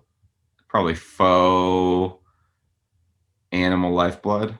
But you're predisposed to like Prophecy because Amir's your favorite band. Oh, yeah, absolutely. Yeah. As soon as I heard him come out, I was like, there we go. Listen, I just love it when he just unleashes those vocals. I mean, he just. All right, here's the fucking thing, man. Some people were like, I can't hear Frankie here. I'm like, have you ever fucking listened to Amir? Because it's pretty obvious where he is on the track. like that. Like I'm like, come on, dude. Like he's got such a distinctive voice, and that's his voice there. Like, yeah, it's pretty obvious. Like I was like, really? Like you couldn't figure it out? Like they're like, oh, I can't hear it. I'm like, really? Like it sounds like Frankie.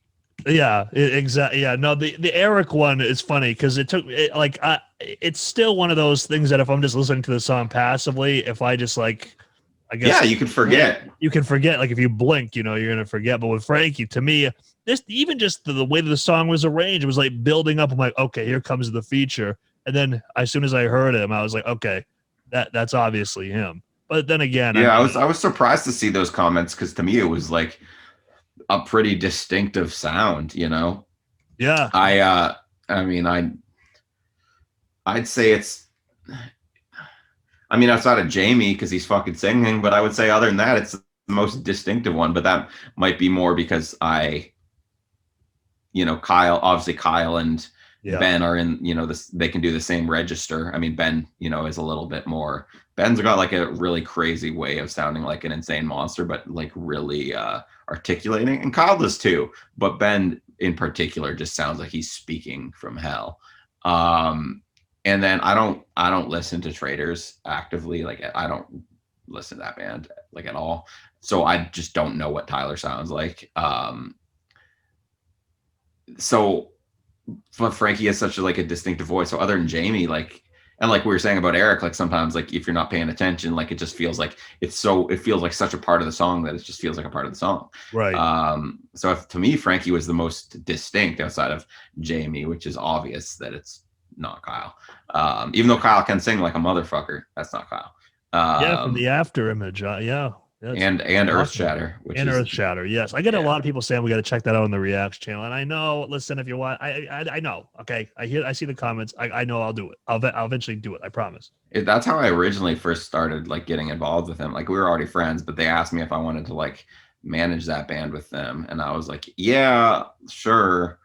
But eventually, you'll probably need help with brand too. And they're like, yeah. And then I think Earth Shatter is like, back then it made more sense but now that Brand wants to be the heaviest band that metalcore kids listen to, it doesn't make sense to just, if we got like a crazy metalcore tour with Earth Shatter, it's just like, damn, I kind of wish Brand did that because that would be great for our crossover. So Earth Shatter, I mean, I'm sure Earth Shatter will happen again. It's not going to happen, but yeah, we did. I mean, we didn't really push it when we put it out. We kind of did the same thing that we did with Brand, which is just like let it happen, and then you get better deals, because of it, because you're not desperately going to a label begging for a deal.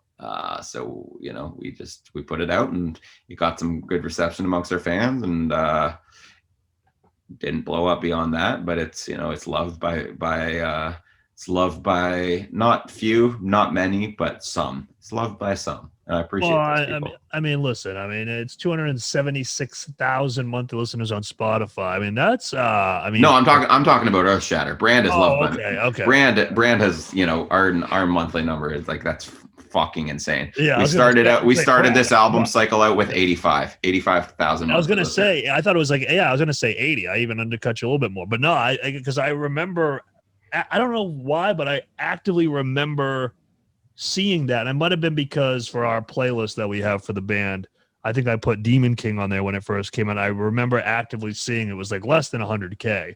So to see it go up that much, and that is fucking absurd. Oh, dude, it's funny because we were at 85, right? And I was talking to the guys, and I can't remember if we released it December 9th, and I can't remember if they said that they would get 100K by the end of the album cycle or by the end of 2020. And I said, are you fucked? We're gonna have 100K by the end of the week. And they were like, no fucking way. And then we did. So it's I don't know, man. I just believe in it, and I believe in them, as people and as a band. So I guess from your vantage point, I mean, because obviously the guys are all super talented, and from an interview that I heard you do with Dan Defonce, these guys are all talented beyond music, but they can create all the graphics, they can do all that crap. So I mean, like they're very intelligent when it comes to all that. So that obviously helps you. But what do you think you added to this, I guess, like marketing or album process that really kind of helped them gain more recognition? Because obviously the songs are different. That helps. The visuals are all there. But what do you think that you really like honed in on? Like, all right, here's what we're going to do. Here's the cards on the table. I mean, the one thing, that I kind of ties back into what I just said with me being like, we're going to have 100,000 this week. I mean, I think that kind of shows how differently they think than me in some ways. So having that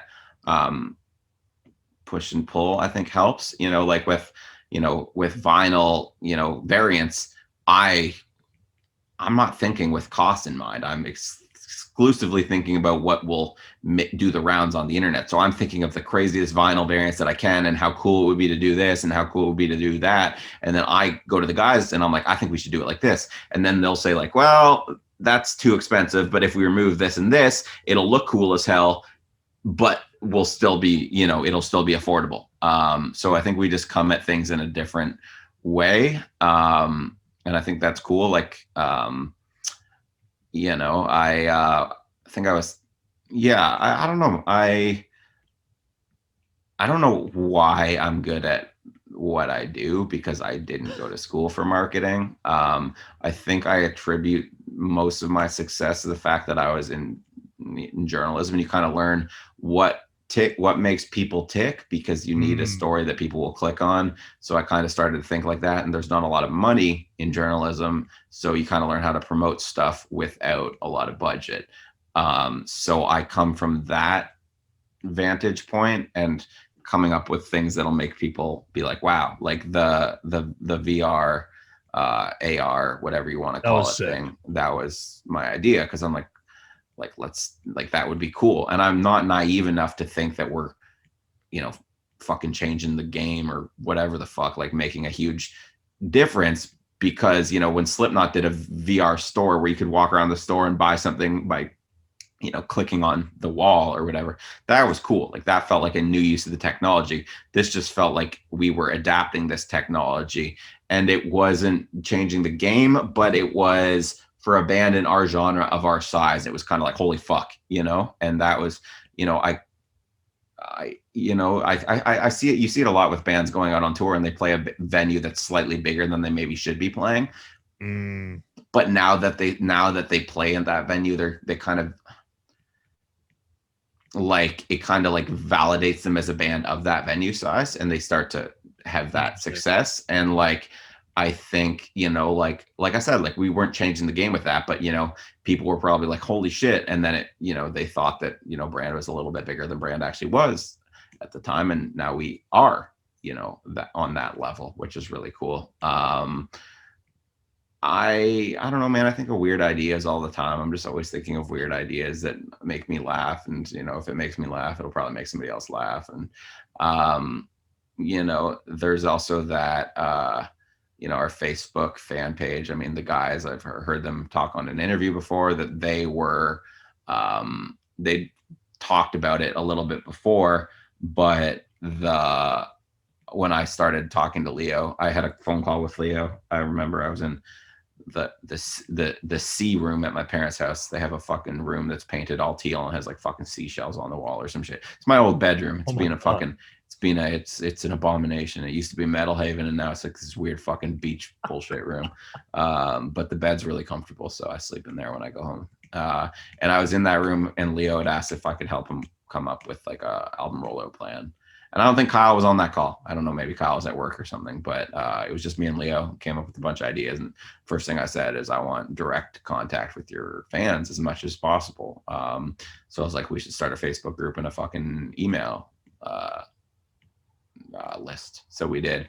And that kind of goes back to, did I say this? I don't know, man. I've had a bunch of calls today. I don't remember if I said this here on another call, but like a spider web thing where it's like everything kind of feeds into itself. I don't think I used the spider web descriptor earlier, but where everything kind of feeds in itself, and that the people in our we got a great fucking community in our the Branded Ones group. Like it's like very supportive, and everybody's really lovely, and it's just it's really like a lovely community to be a part of. And it's self we don't have to. We can go a week without posting in it, and like people are still posting and talking about the band and about adjacent bands and whatnot. And it's really cool. People made friends in there, like real life, like friends that they actually talk to regularly and stuff. So it's a really supportive group, and they're really supportive of us in terms of financially supporting the band and spreading the word and stuff. And I just wanted that kind of relationship with the band's fans, because I think that that's really cool.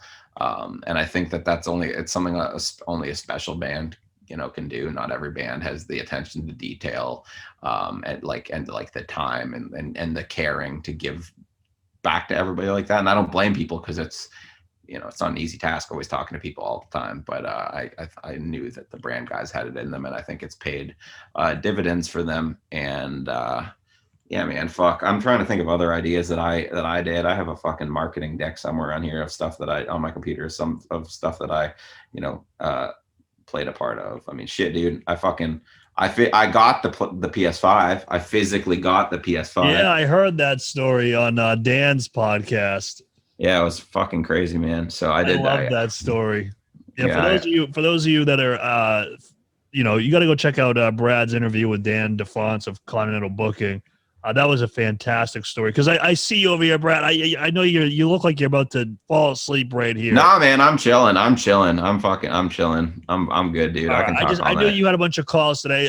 You just have a lot of insights, a lot of wisdom that I'm trying to extract from. That's what this whole point of this podcast is, by the way. Yeah, man. I mean, shit. It's just for me to extract knowledge. Dude, I've seen some I've seen some bands doing some stuff that Brand did on their album rollout now, which we came up with, and not that we invented it, but that we started doing it. We've seen some bands in and around us starting to do it, and that's the most flattering thing of all, is that people are like, wow, like Brand did that and like it worked, and now they're doing that, whether it's a coincidence or whether they saw it from there, or whatever. But it's really cool that people do that. Honestly, like, one of the things that I got started with them is I was like, I really want to focus on reaction videos, because I think that that's like a big thing, and a good way to get in touch with younger fans. And so I talked to Nick Nocturnal about it. He's from Toronto. He's a longtime friend, and I was like, how do you recommend we do this? And he was like, well, I can do it. Like, I can do a reaction video for you. I had asked him if he would send it to some of his friends, and he was like, well, reaction video people don't really like being told what to react to. So he's like, I'm gonna do the videos, and he's like, people will see them and maybe do it. And I credit him with a lot of the success that we had in that realm. Yeah. Really getting things kicking off, like right when the songs were dropping. And before the album came out, I don't know what the total is now, but before the album came out, we were over 500,000 views on reaction videos for this 3 singles. I think Altered Eyes had came out like the night before, so it was mostly just the 3 singles. I don't even know where we're at now, but I want to look at ours. So I'm very interested in how ours did. Yeah. You guys were like, I think like at least for like at least 1 or 2 of the songs, you were like top 10 most viewed reaction videos, I think. Yeah, because I mean, also, yeah, we're at I don't know, closing in on 13,000 subscribers. But I think that what we have is are good subscribers. Like they watch all the stuff that we post for the most part, which is really a nice thing to have. Because like right here we have Demon King has 11,000. We have Lifeblood only has 4,500. That's disrespectful right there. Well, I mean, the problem with that one is it's not a music video, it's a visualizer video, right? So people, really? I remember there were some reactions videos where people it's funny because people were saying like that they felt like ripped off, and I'm like, they're like, this isn't a music video. I'm like, yeah, it doesn't fucking say it's a music video. In the title, it says official visualizer. It never said music video because I double checked. It didn't, which I thought was funny. I mean, I'm not mad about it. It's just funny that people are like, it's not a music video. I'm like, yeah, we never said it was ever. It was never a music video. Yeah. So we have 4K on Animal, and then 3,200 on Altered Eyes, and then I posted clips from every single one of the album reaction that I did that weren't the singles. Yeah, Rune has a shit ton of views. Rune has the most views on your reaction video. I'm on your channel right now. It's got the most views of your reaction video thing, which is funny because it's the 9th most popular song on the album, I think. Those are the hardcores. I think a lot of the people who really like the heavier stuff really enjoy that, and I think that I don't know, maybe they're just more apt to search for that one. I don't know, but it's I can't. Perfect World, 308 views. I mean, come on, who doesn't want to watch a reaction video to that? I mean, come on. Very disrespectful right there, Brad. Uh, No, but it I mean, listen, man, I think, and it goes back to what you said right at the beginning of this podcast, and it sounds bad when you say like the pandemic was actually a good thing because, I know what you mean, and because for us, we started doing the reaction videos at like in November of 2019, and back then they were still, I think they were kind of looked at as like, this is kind of lame, it's kind of cheesy, blah blah blah blah blah. But then the pandemic struck, and I gotta be honest with you, people watched them more. And so we kind of saw, a huge uptick in viewership and subscriber base and all that. I think there's a cap coming. It's I think reaction videos are kind of at their peak because everybody's doing them, and the unfortunate part of Yep. that is like a lot of people who are doing them don't necessarily have insights or the personality to do it. So people I think are getting a little bit burnt out on it, because like they'll like be like, oh, I'm gonna watch this, and then it's like, the person who's doing it like clearly has never spoken to a camera before, in a not in a cute way, but in an unflattering way. So I think it's gonna the people who have any success in it are going to be able to continue to, but for people to continue starting channels and having success, I just don't think it's going to happen in the same frequency as it has in the past. Yeah, and it's the same thing goes with podcasts. I mean, a lot of podcasts spawned out of the pandemic, and then, but yeah, no, I think the thing with reaction videos is what you said. It's about the title. It's the titles, if they indicate something that is different. Because like for us when we started doing it, I remember I approached Adam, my guitar player, with it, and I'm like there's literally no other metal core bands. I mean, none, zero. I mean, so I mean that could be us. And I mean, we get the comments about, oh, the reaction band, and I'm like, hey, I'd rather be known for that than just being another random ass. And then not being known at all. Yeah, exactly. And I mean, it's something you got to find something to differentiate you from the pack. And it's funny because I remember we first started, and there were some people in other bands that had hit us up, and they were like, yeah, we thought about doing that. By the way, you're lying. You didn't think of that. The people who messaged when we first started, people messaged me were saying that. I'm like, you didn't think of it. And then, but anyway, they said that we just didn't want our opinions to, potentially sour relation. And I'm like, listen, if, for example, we'll use Kyle as an example. If I listened to Demon King, I was like, this is awful. Or I wouldn't say that anyway. I'm not that disrespectful. But if I was just like, hey man, like, I get it, but it's just not for me. Like if I said that, I don't think Kyle's gonna be like, listen, Richard, I saw your reaction video and I just want to tell you. I mean, that's just not gonna happen. He's a professional musician. I mean, he's just not gonna respond that way. Yeah, I mean, honestly, like if somebody responds like that, like they're probably not going to have a very long and successful career in making art because they can't take people disliking their thing and they're putting their art out in the public there. And it's like, I don't know, man. I'm sure there are people who I fucking am friends with who think that I'm annoying as hell on camera. And you know what? I don't disagree. But, it is what it is. I don't dislike them for that, whatever, man. Like you piss off a couple people, but you make a lot of friends. So who cares? Fuck them nerds.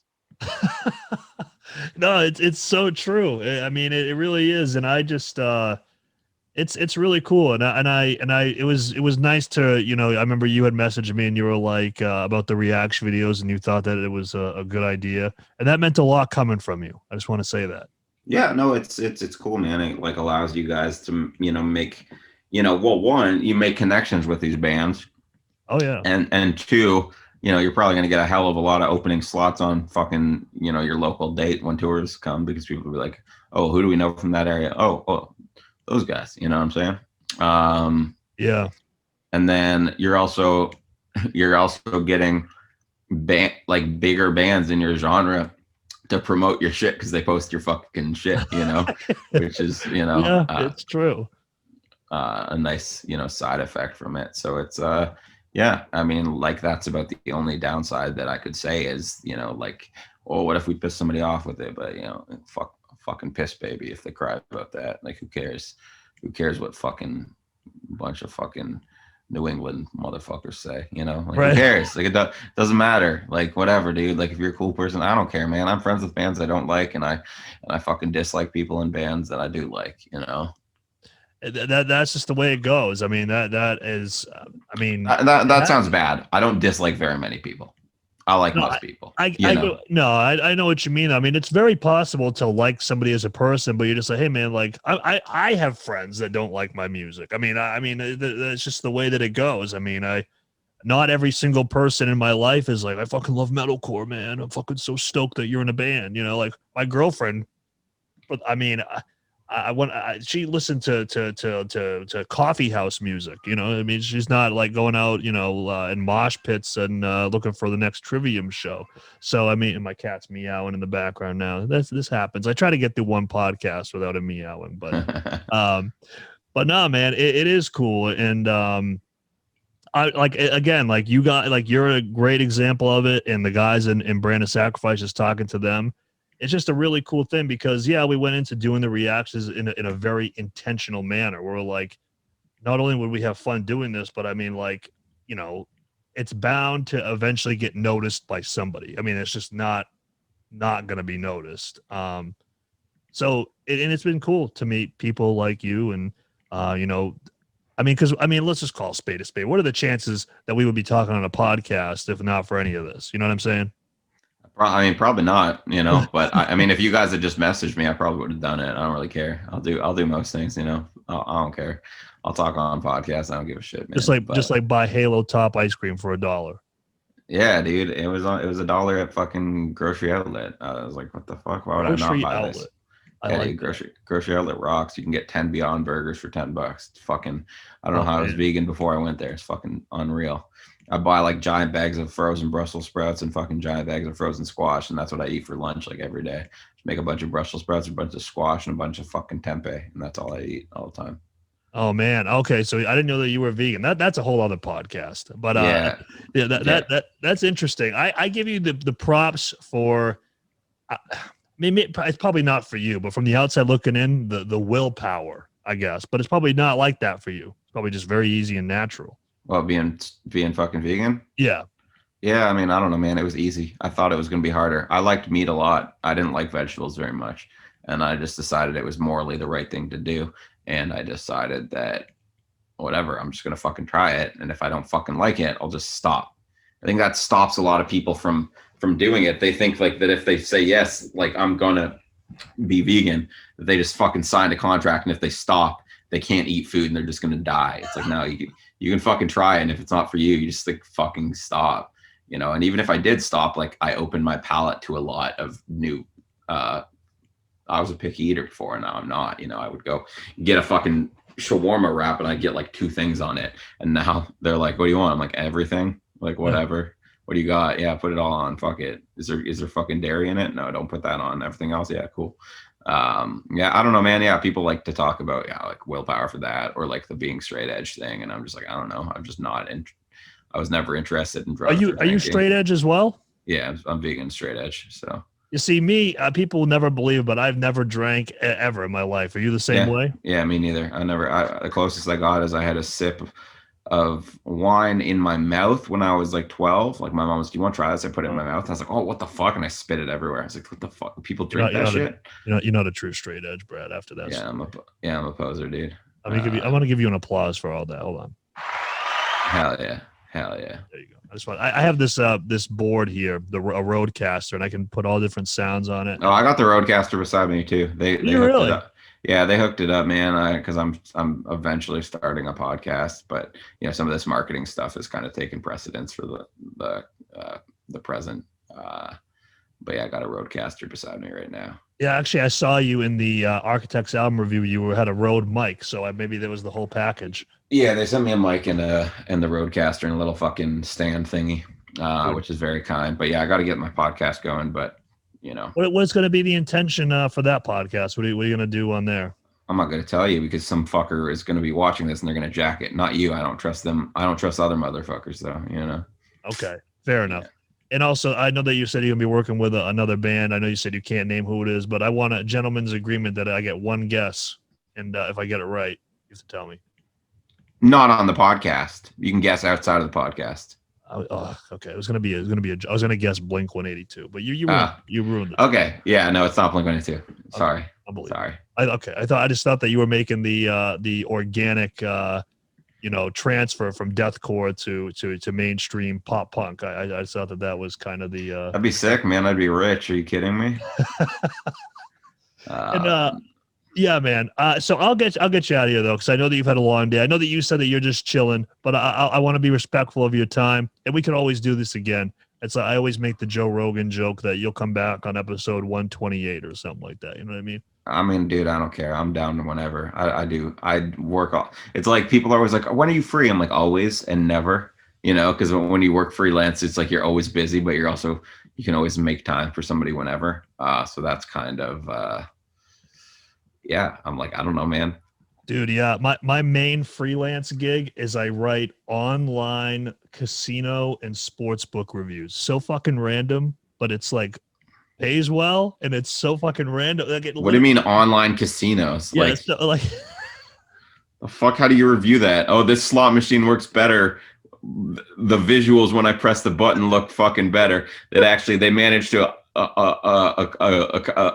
approximate the real slot, the motion blur you see when the slots are going. Like, the fuck? I know. What do you read about? Have you read one of my articles? Is that what's going on here? No, I never read this shit. I don't even know people do that.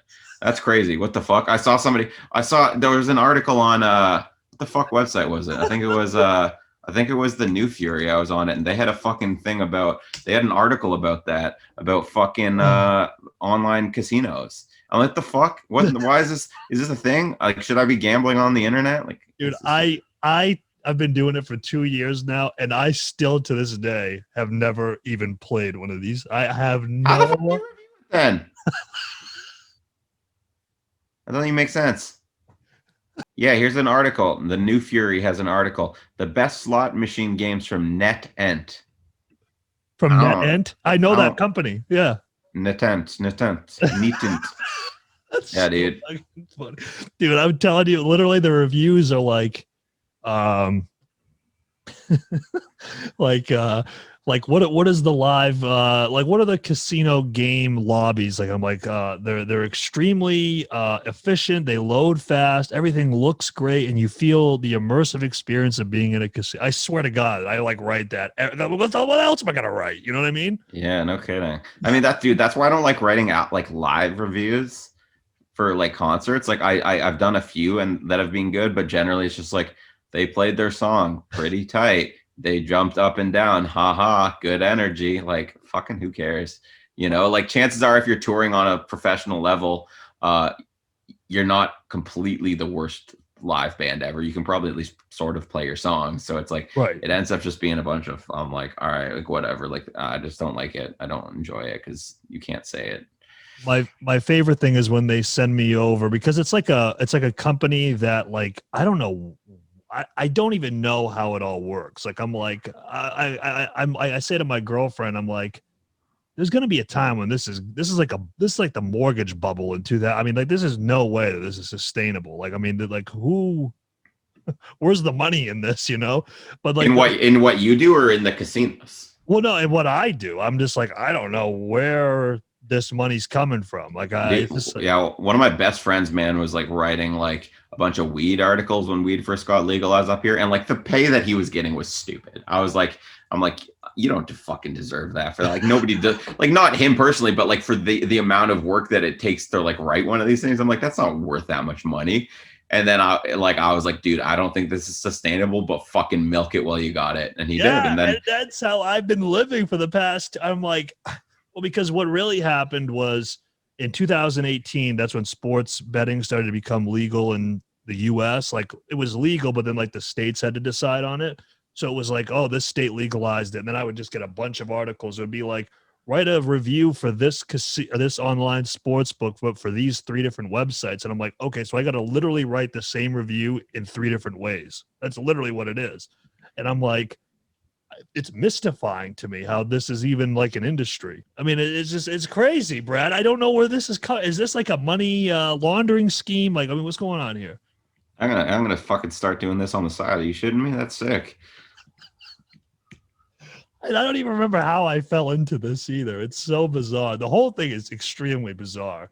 Like I remember I've like interviewed for like day jobs and I like put that on my resume and they're like, so what is this? And I'm like, hear me out now. And they're like, no, I think everybody thinks it's like I'm actually like a drug dealer and I'm just using that as like a weird cover because it's very bizarre. All right, you'd be the fucking worst drug dealer ever to use that as a cover because it sounds so much like a fake bullshit thing that you'd get caught for sure. You know, I'll show you off stream. I'll show you this Slack. I'll show you it, man. It is wild. I don't know what's going on, but that's I'll weird get as you. hell. Yeah, I've blown your mind. I like Yeah. it. So I'll get you out of here on this. We talked a lot about Brand of Sacrifice, and rightfully so. They're coming off now. But another band that you do marketing managing for of Sulfur, which has Ricky Hoover, who used to be in the band Suffocate. Yes, sir. They recently launched a song that we did a reaction video for as well. Which Hell yeah. I'm gonna check to see how many views that has. It's a new It's like project. 800. I was on there earlier. It was like 750 or 800 or Keeping something. good track of this, huh? Okay. I mean, I was on it like literally, like remember I told you I was on it earlier. Like while we were on this. I don't keep that. I'm not that good. I don't keep track of it with it. I was just looking at it on this interview with you. Like hourly updates sent to your phone or something. No. Yeah, that's right. Yeah. No, I do get updates whenever we sell merch though. I turned on notifications somehow, or I just didn't turn them off. So anytime that of Sulfur sells merch, my phone goes ding and I go, yeah, getting paid. Do you have the same thing for Brand of Sacrifice? Nah, because we have like a bunch of different, like indie merch and this and that. So okay. I was gonna say your phone probably never shuts up if that's the case. Nah. Yeah, but so what's kind? I know that you said on Dan's podcast you're kind of doing singles, which I think is a great route to go on for a new establishing band. Yeah. So what's kind of the plans? Anything kind of beyond that, or just in terms of like every 6 weeks, 8 weeks, anything in any kind of plans like that? Yeah, man, I don't know. I don't even know what's done. Like I have a bunch of demos, but I just don't know where they're at and if they're not mastered or like whatever. So I don't fully know. I gotta, we gotta hop on a call soon and kind of figure out like the overarching plan or whatever and when they're going to be able to get everything done. Cause as of right now, it's kind of like, yeah, like we'll release it when we release it, but I'd like to have a bit more control over that. So I got to figure out, we're texting. I was texting their guitar player Chase today, and he's like, because we have some other little stunt thing that we want to do. And he was like, do you want to talk about that? Like I was planning it a little bit and how we're going to execute it, and they just had some other stuff that they needed to do for the project before I wanted to bring this in and give them more work to do. So they finished some of their other stuff that they had to get done. We're just finishing up a vocal one take performance. Oh, cool. Those are quite popular now, and people are fucking here for Ricky on vocals. So fuck it, we'll give him Ricky on vocals. Man. So yeah, we're just finishing up that, and the guys we're doing some other stuff. So yeah, we're planning, I guess, probably like the end of the Behind the Hand of God single cycle, and then we're planning the next one, and there's another single coming, and then I think I have 5 demos, or well, like I have Behind the Hand of God, and then I think I have 4 other songs in various stages of completion that I've heard, which are all cool. I mean, as of right now, I think the plan is an EP eventually, maybe I don't know, like if they keep writing, like maybe it'll be an album eventually, but yeah, as of right now, we're just rolling it out as singles, and we're kind of like going with the flow with it. Awesome. They don't really have any, they're not going to be a full-time touring band. They have no aspirations to be a full-time touring band. I mean, Ricky has a family, and some of the guys have Ricky also owns his own barber practice. He can't, and it's just him, you know what I mean? He can't just like leave and not do it, so his customers who depend on him to look suave. So so like they just want to release music, and they're happy that people are excited about it, and hopefully they can do like a couple week tour here, 2 weeks here, some festivals here, and that's kind of the goal. The goal is to succeed within their means, and keep those and like not feel like we have to bend to any industry whims in Right. terms of that. And yeah, so I work with them, and I'm excited for the next single, and like I'm really excited for their growth as a band in terms of, like I was able to like help them a lot on like Behind the Hand of God, and now I'm kind of being like, well, do this, and like they're kind of doing a lot more stuff themselves, which is like I want to do that. I want to set them up for success rather than me having to help execute everything. And like they're all like really, they all have like different skill sets, and they're all really bright. So it's good. It's like setting them up for success, and hopefully they will want to continue working with me, and they won't ever be like, we don't need you anymore, you helped us get to this point, fuck off. So yeah, no, I don't think that'll happen. But then yeah, I'm working with Carcosa as well. Oh, no shit. Okay. Yeah, so that's a newer, that's one of the newer ones, which is it's really exciting.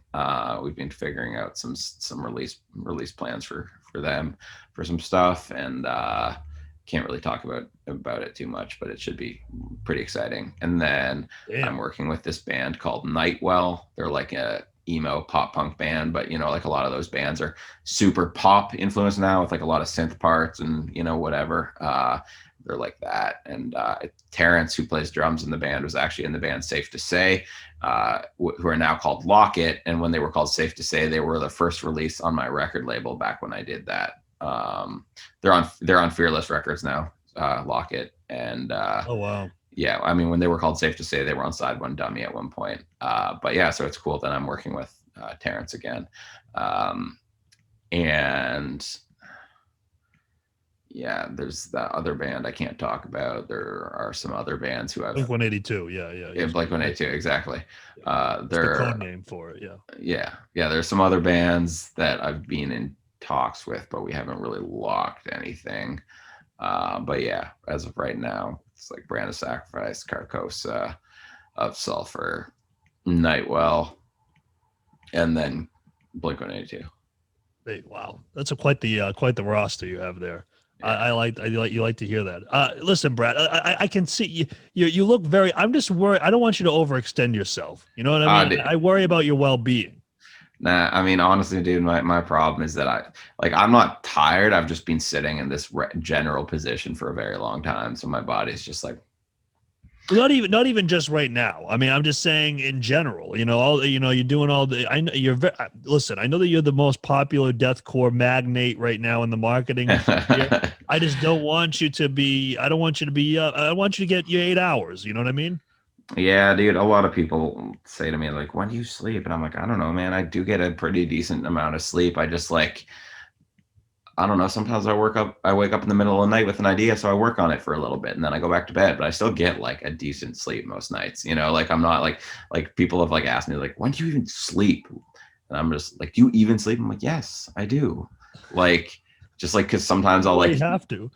Yeah, like I don't know, man. It's weird. I guess I've never really considered it like that crazy, but it's like, I guess it's because like sometimes people will see me like, oh, you're awake and working at like 4 a.m. But it's like, yeah, it's just because I woke up and I had something that I came to my head that I was like, I got to get this down before it disappears. But it's like, it doesn't mean that I didn't just go back to sleep. Like there was some, oh fuck, what was it? I don't know. Somebody wanted to do something with me and they were like super concerned and just, no, I can't. And I was like, just fucking wake me up at 5:30 or whatever. I'll do it. Oh, I was trying to score a PS5 for Brand of Sacrifice.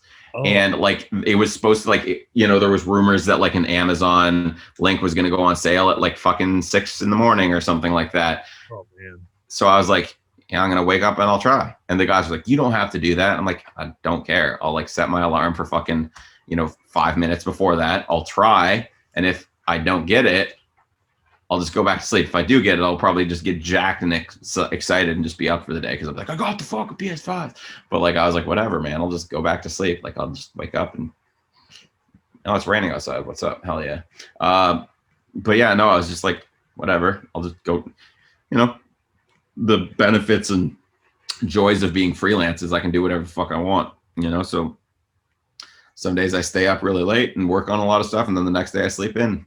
And that's fine as long as I didn't have any meetings scheduled that day, which tomorrow I have to go view an apartment because I have to move. Oh, wow! Look at that. That deathcore money's coming in now, baby. You getting that? Yeah, I wish. No, I mean, I live with my friend Finn, and we live in a 3-bedroom place, and we Big had some. McKenty. Wow, that's impressive. Wow, Yeah. I stole him away from his fucking wife, and from the West Coast and from America, and he lives with me. Yeah.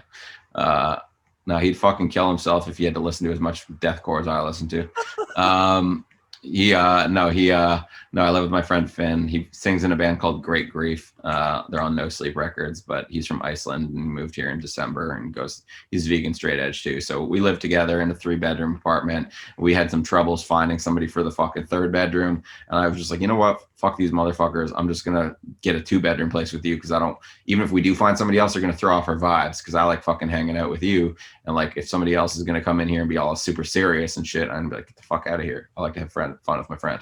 So listen, man, man, it's not too often you meet people like you. I mean, I really admire you. I admire your grind. I just admire all of that stuff, man. Thank you. I just don't. I'll use the old adage. They don't make them like they used to. They don't make many Brads anymore. You know what I mean? Yeah, I mean, I guess so. Thank you. I hope that's cool. I mean, I hope they don't make too many of me, because then people just hire the other me. I mean, then I'll never get rich off deathcore, which is my fucking retirement plan is deathcore. Yeah, well, also the Blink-182 retainer, I'm sure. Yeah. They're paying me $182 a minute. That's what you get paid when you work for Blink-182. 7 cents a word to write casino reviews. Very nice. Yeah, dude, that's fucking crazy. Dude, I fucking casinos, eh? Damn, eh? I'm going to show you some of that off the podcast. But listen, man, I could just keep talking to you. Yeah, I talk a lot. I like a lot. It's really bad. Also, it's like I feel like everybody. Oh, it's really coming down out there. Shit. I feel like people talk more in general because we're all like lonely in quarantine. You know what I mean? You know, like I'll hop on a fucking business call with somebody, and then we just end up shooting the shit for way longer than we normally would, because it's like, I have nobody in my life who loves me right now.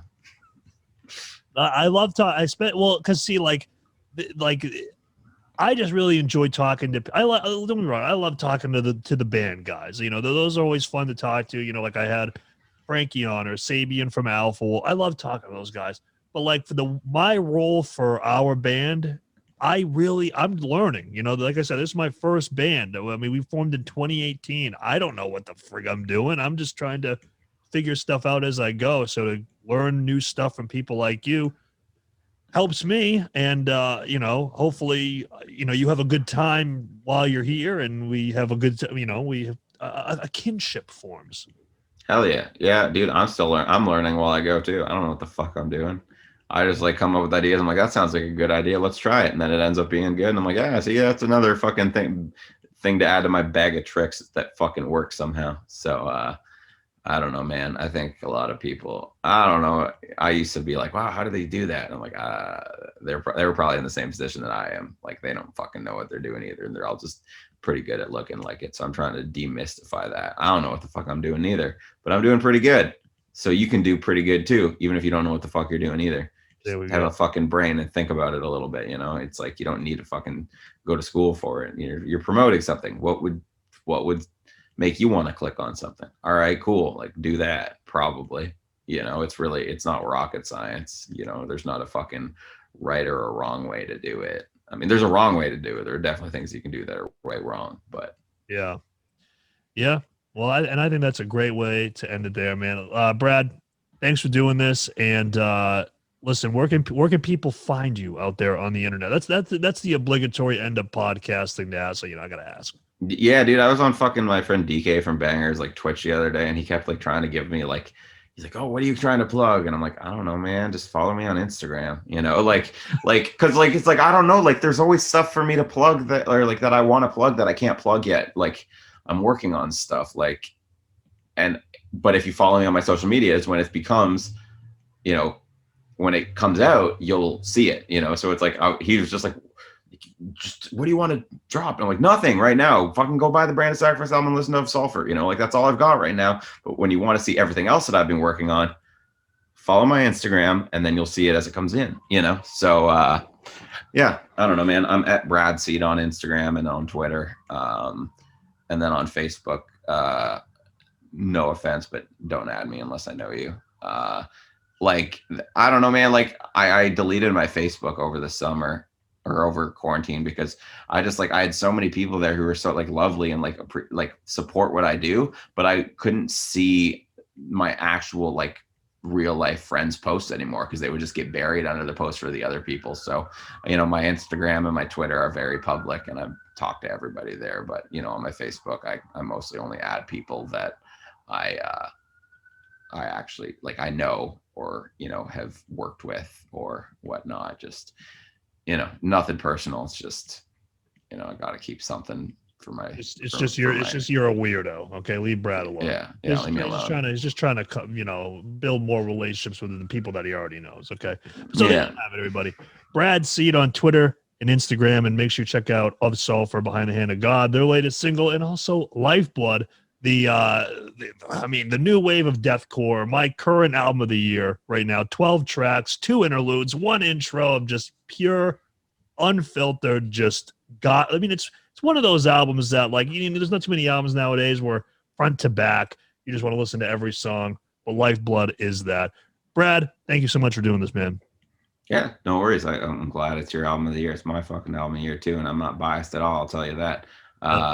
No, but man, I was talking to fucking Ryan, who works at Metal Blade, and we were talking about Whitechapel, and I'm like, fuck, man, I don't want any fucking competition for Deathcore album of the year. Get the fuck out of here. Let's go, baby. Oh, there you go. Hell yeah, that last album was, The Valley was sick. Yeah, it was, and I got an Amira tattoo. I'm not a fake fan, man, and I'm very, very committed.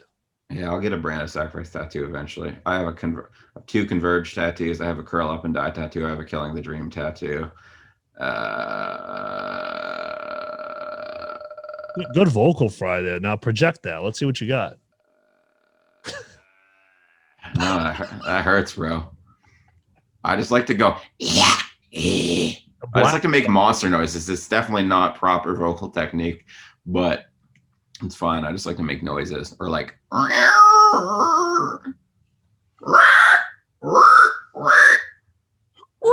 yeah. Oh, you Donald Duck. There you go. I like that. I just like to make noises, man. I don't know. My roommate doesn't like it. I wake him up with like fucking pig squeals or Zayo noises. I go, yeah. Like wake him up like that. I'll be like, get the fuck out of bed. We got to go look at an apartment. And he's just like, Jesus Christ, can't you just wake me up like a normal person? I'm like, nah, I'm good. I'm good. Oh man, I love that.